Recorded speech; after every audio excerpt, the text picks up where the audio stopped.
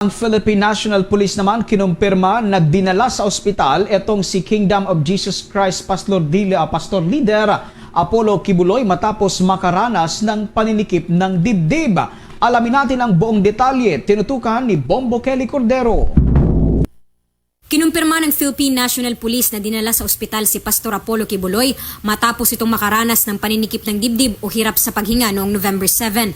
Ayon kay PNP Public Information Office Chief at Spokesperson Police Brigadier General Jean Fajardo, lumabas sa isinagawang medical test ng PNP Medical Hospital na may irregular heartbeat ang pastor na maaaring ikonsiderang life-threatening. Kaya ang rekomendasyon ay sumailalim pa sa ilang pagsusuri para malaman kung ito ba ay maaaring magresulta sa mas malalang kondisyon. Noong Biyernes, bandang alas 7 ng gabi, dinala si Kibuloy sa Philippine Heart Center at dapat ngayong araw ibabalik ito sa custodial facility dito sa Camp Crame. Pero kaninang alas 11 ng umaga, nakatanggap ang PNP Custodial Center ng email ng kopya ng kautusan ng RTC Pasig na manatili pa ang pastor sa ospital hanggang November 16 ng alas 5 ng hapon para makumpleto ang medical examinations na kinakailangan para makumpirma kung ano nga ba ang medical condition ni Kibuloy.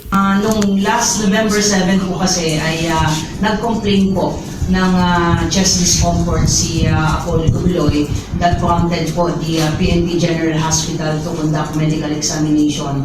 At lumabas po doon sa medical examination na kinundak po ng health service ay meron po siyang irregular heartbeat that may be considered as life-threatening. So, ang kanilang recommendation po ay ma-check po siya further to check kung ito bang kanyang kinukomplain na pagsisikip po ng dibdib ay maaari po could lead to a more serious case po. Tiniyak naman ng pambansang pulisya na maayos ang sitwasyon ngayon ni Kibuloy sa ospital at may iba ng medical test na natapos. Mag-aantay na lang ngayon sa official medical findings sa mga doktor na magiging basihan naman kung ano ang susunod na hakbang ng kanilang kampo at desisyon ng korte.